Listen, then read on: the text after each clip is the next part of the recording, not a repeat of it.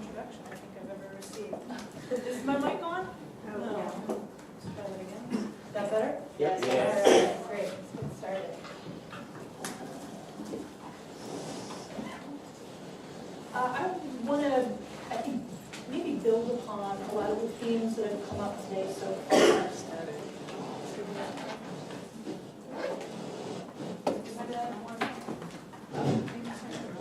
Yeah, this mic's fine. The mic is better. Yeah, the mic works better. The mic No, works I I'll just better. use the works mic better. then. That's perfect.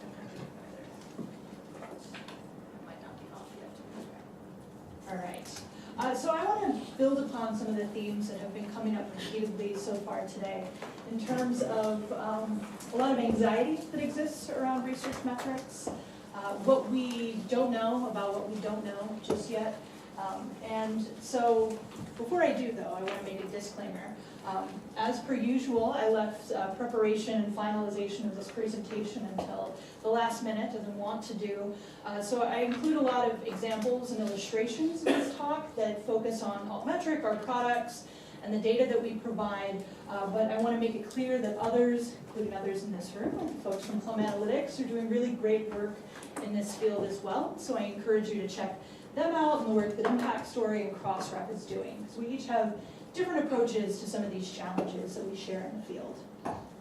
So a bit of a prologue for my talk today.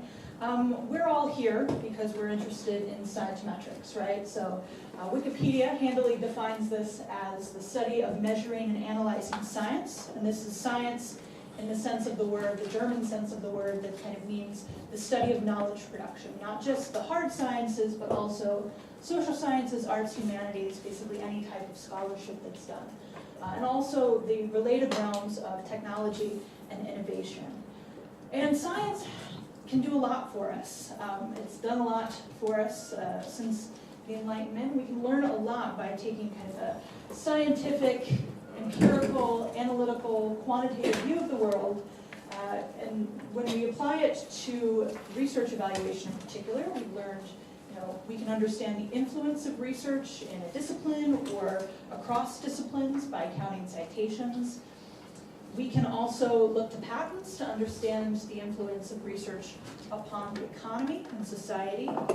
And kind of the inverse of that, we can track grant dollars to understand the effects of important research topics on the funding that goes to support universities. We can understand productivity to a certain extent by counting the number of publications that researchers produce in a year, or departments or entire universities. And then we're starting to look at altmetrics as a way to understand, in particular, attention that's paid to research, one's ability or a university's ability to do outreach and engagement around research online. But if we only take a scientific view of the world, there's a lot that we don't know. We can learn a lot from the humanities that can maybe help us to prevent some of the issues that we're all very worried about: misapplication, misuse, and abuse of metrics. If we take some of the research methods borrowed from the humanities, things like close reading and critical theory, to help us understand what these quantitative measures that we have a lot of nowadays mean. And so these are really meant to go hand in hand. And fields like the digital humanities and folks who are studying scientific theories like string theory are kind of interdisciplinary in this way. And that, what's really great about the digital humanities is that for years they've been doing things like doing frequency distributions of words that appear in Shakespeare's plays and sonnets, and use that to further enhance close readings of Shakespeare's work. And string theory has borrowed from certain elements of critical theory and basically the imagination and creativity that I think exists in the humanities in a pretty unique way, because empirical observations of the world only get us so far towards understanding reality. And so I want to emphasize that what I'm here to talk about today is that I don't believe that one approach should supplant the other. I think that both humanistic and social science approaches to research evaluation go hand in hand with more quantitative scientometrics approaches too. And that's because, so we're at a point right now, actually, where when we think about altmetrics, we really focus on the metrics part of that term. We are really, really interested in the numbers. And that's what we deal with mostly at Altmetric. As Moji mentioned, we are a data science company. We started in 2011, and since 2011, we've tracked 45 million mentions of over 9 million research articles across 15 different types of data sources online. That's a lot of data, and many of you in this room know that because you're using our data to do studies to help advance our understanding of research evaluation. And most of the studies that are done with our data focus on the metrics. But the question remains, what do these numbers actually mean? So is a score of 28 a good thing or a bad thing? I work for Altmetric and I couldn't really tell you. Would a number like 28 in terms of number of tweets or 74 Mendeley readers, is that good or bad? It's hard to know unless, at the very least, you contextualize these numbers by comparing the attention that one piece of research receives, or even a body of research receives, with attention data for other pieces of research or bodies of research as well. And to go even further, you can really enhance your understanding of numbers by looking at the qualitative data that underlies those numbers. So we make up, or we collect information, we collect information like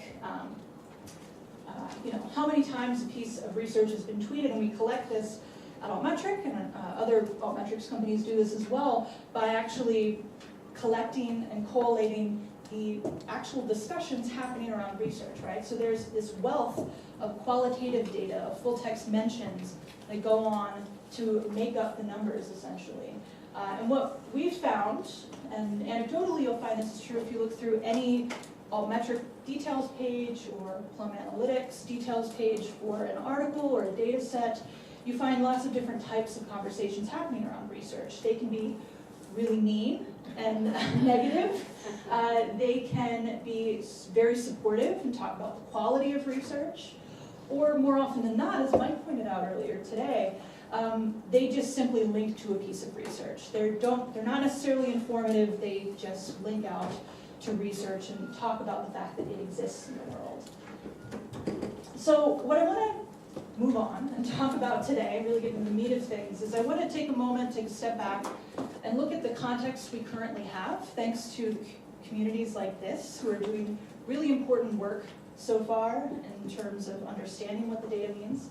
I want to talk about where we have left to go, the context that we need as a field, in my opinion, and then what people in this room can do about it. So both you all as researchers, and then me, and the folks from Elsevier, and folks from Taylor and Francis, as the people who are building some of the tools, the apps providers, what we can do as well.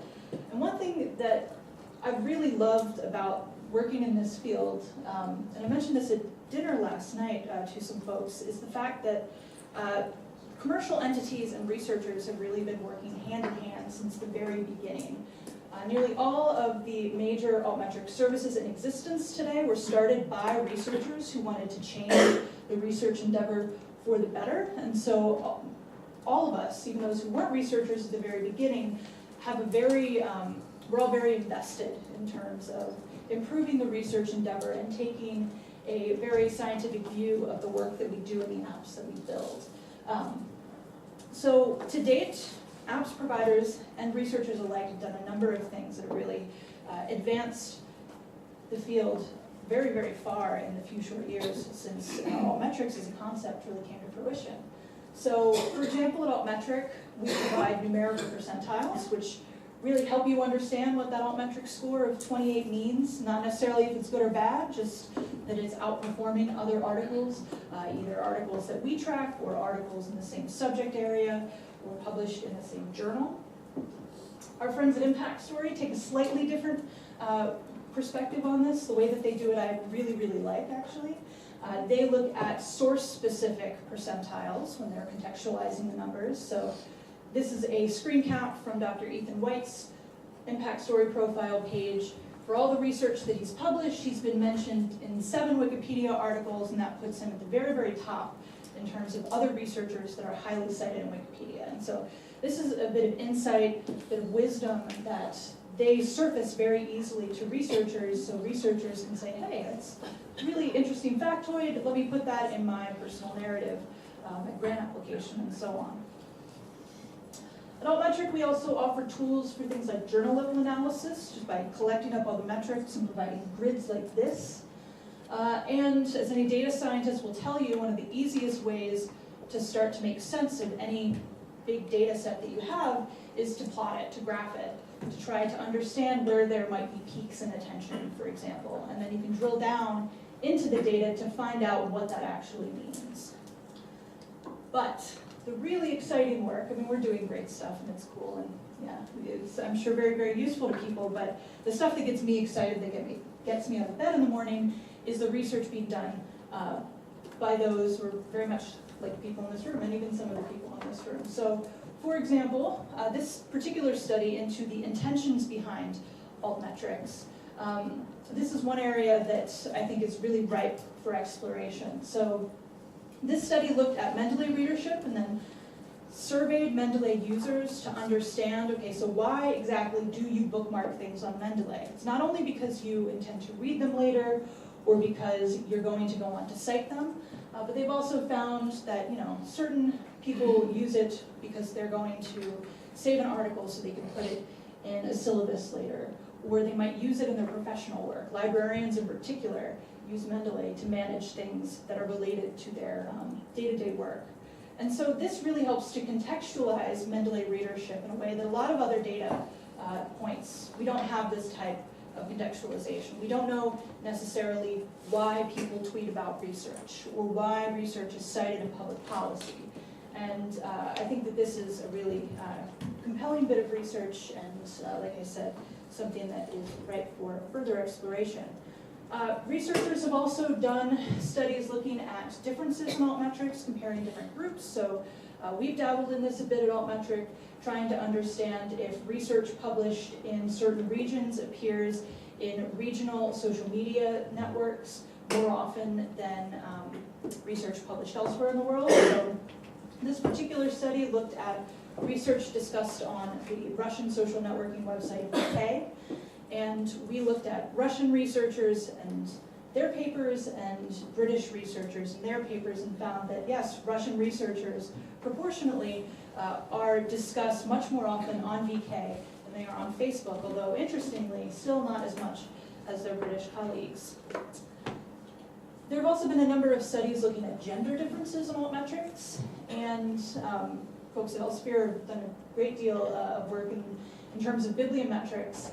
And a lot of the work done in general on bibliometrics tends to find, this is overgeneralization to be sure, but men tend to be cited more often than women across many different disciplines and fields. But research done to date so far in the field of Altmetrics has found that that trend is either much, much lessened, there's not quite as a pronounced gender gap in terms of Altmetrics, or it's even reversed. So this study on the left by Cassidy Sugimoto and Vincent Lariviere found that in certain journals, in chemistry in particular, that women are actually, female first authors, are actually at a advantage when it comes to people tweeting about their work. And still more research has looked at things like open access differences that exist across various social media sites that Altmetric tracks, and how self-promotion goes on to affect Altmetrics. And we talked about a little bit about this earlier today, but one of the biggest concerns in trust that comes up when people talk about Altmetrics in general is this concern over gaming, which Mike touched upon. And our founder, Ewan Adey at Altmetric, he wrote a really good blog post that, with this graphic that I love to use, that breaks it down that, you know, not all self-promotion is bad. There's definitely spam. It's nonsensical, it doesn't add any value, but then there's legitimate self-promotion as well. And this is the kind of self-promotion that Dr. Tang's group studied, looking at kudos, and they found, you know, self-promotion does in fact affect Altmetrics and downloads for research. But all of this said, we're still mostly looking at numbers, right? And so I believe that we need even greater context for the field of Altmetrics.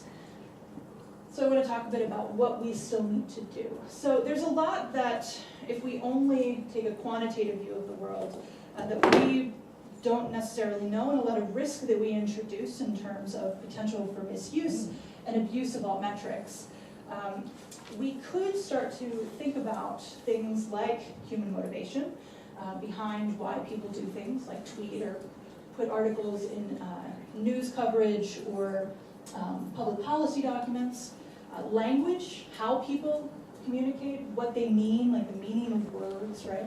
And how that affects altmetrics and how we should interpret discussions around research. And then also the role that ethics and values and philosophy overall has to play in terms of our interpretation of the data that exists, and then also the development of new indicators that we could possibly create. So there are a number of unanswered altmetrics questions out there in the world right now. So as I mentioned before, we don't exactly know why people are sharing research on social media sites beyond Mendeley. There's a number of issues with regard to understanding the nuances of language, and then certain values that are embedded in the institutions themselves that are doing the evaluation and using altmetrics. So people share for a variety of reasons. As I mentioned before, they could be praising papers, they might be talking about how certain research might change clinical practice, or using research to inform public policy. We need to understand why, and who these people are too, and the people is in scare quotes there, because a lot of the discussions that are happening around research are often introduced into the world by bots, as it turns out. There's also the question of accounting for language. So right now, most sentiment analysis software that we use to analyze altmetrics can't tell the differences between these two statements just yet. And that's because of the way that a lot of sentiment analysis software works, right? They tokenize phrases like this sentence here. They break up the phrase or the entire sentence into individual words, and then they rank each word based on how positive or negative they perceive it to be. So the word cancer might be understood to be very, very neutral. But in fact, when someone's saying something like, this paper is so bad it gave me cancer, that means that, you know, there's a lot of humor used in discussions around research. There's a lot of irony, sarcasm, and computers can't tell the difference just yet. I don't think we're totally hopeless, but we are at the infancy in terms of sentiment analysis and other types of studies of interpretation. And then there's the question of values. So I'm involved in a research project that's funded by the Andrew Mellon Foundation, and we are looking to understand if we can reverse engineer indicators. We can build better indicators for research evaluation by thinking about and articulating the values that institutions or individual researchers or even entire nations like the UK with the research assessment framework or research excellence framework, the values that we hold dear. Because a lot of values that exist in academia are very implicit.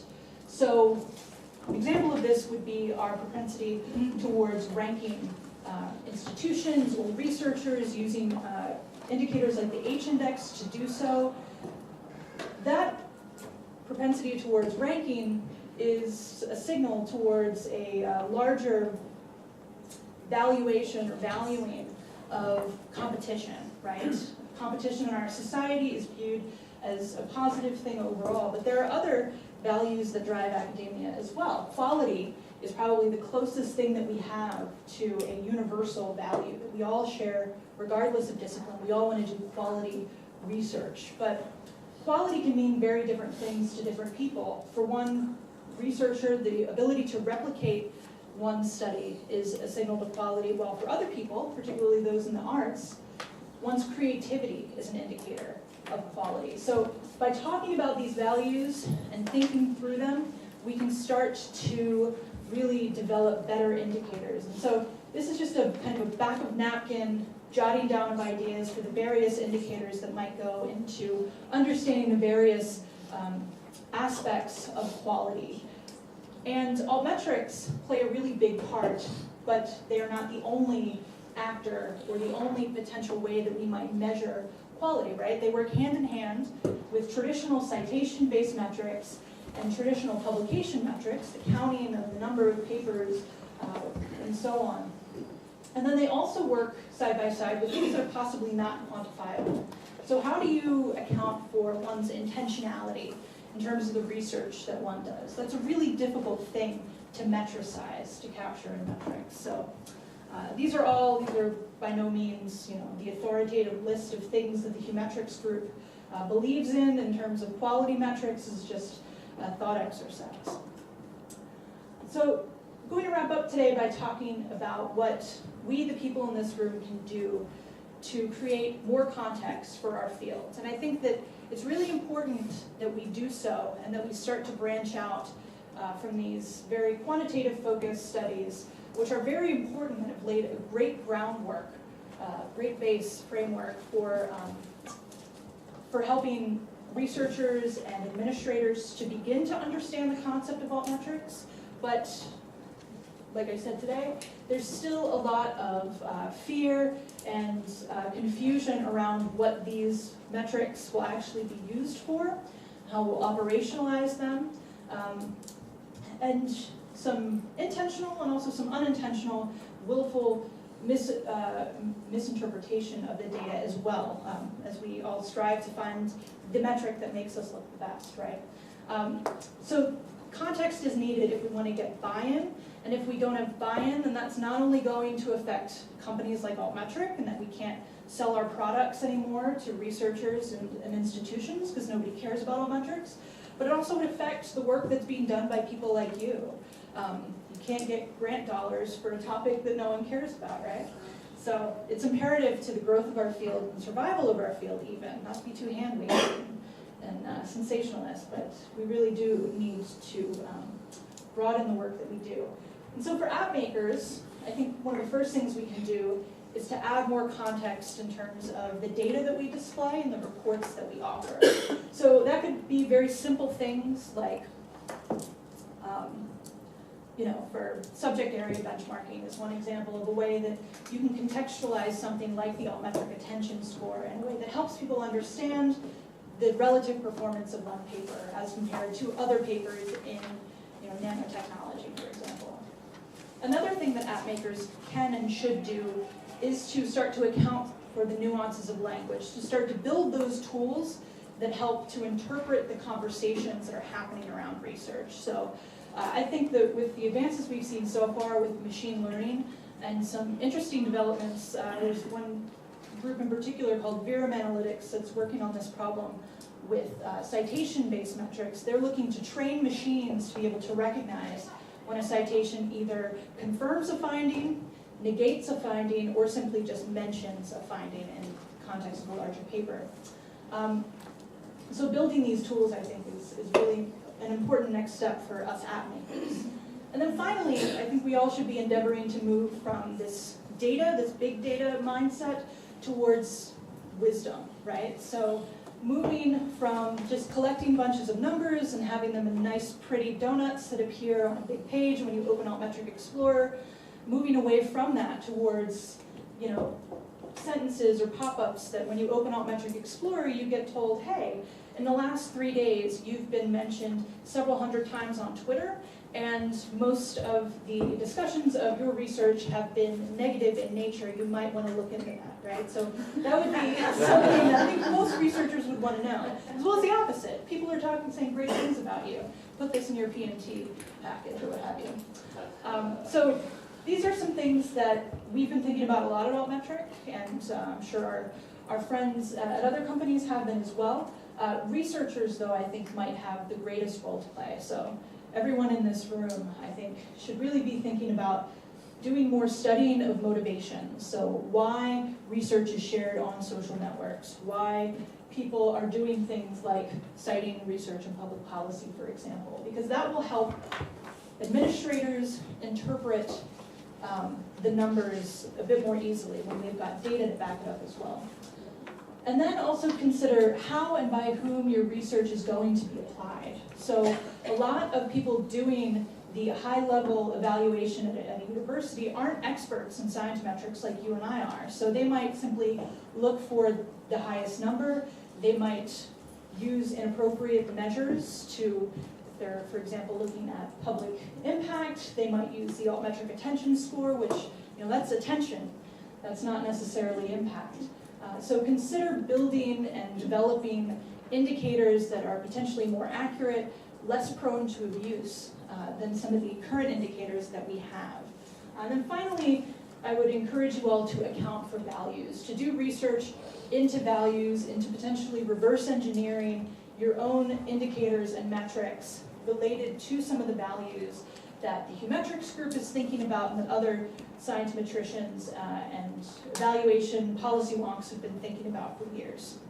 So with that, I will go ahead and end and just say that if we can do all of this, then I think we're at a much better place to make sure that the tail isn't wagging the dog, or that the dinosaur's not going to eat us, or whatever other metaphor you want to use. So thank you very much for your attention.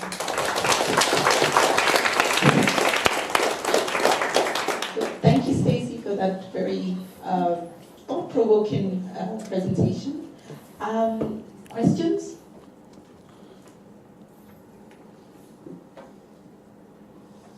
I know it's just after lunch. I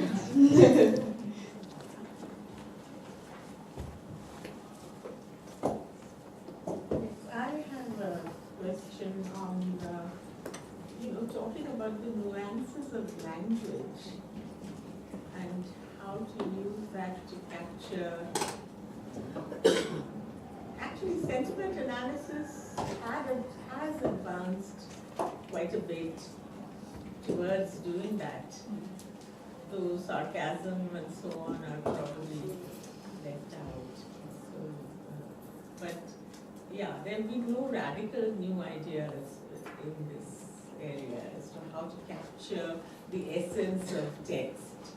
Right. And I think there have definitely been advances, but we've still got a ways to go. And kind of the next frontier will be how do we scale up humans training machines in order to capture it, especially because a lot of the work that's been done focuses on English language, and I think we really need to expand the work being done on sentiment analysis to lots and lots of other languages around the world as well. Thank you.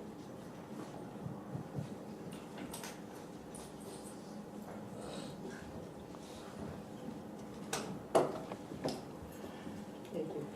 What would you say is the biggest challenge facing Altmetrics? What keeps your company president awake at night worrying?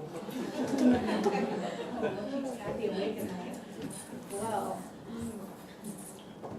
that is a really great question.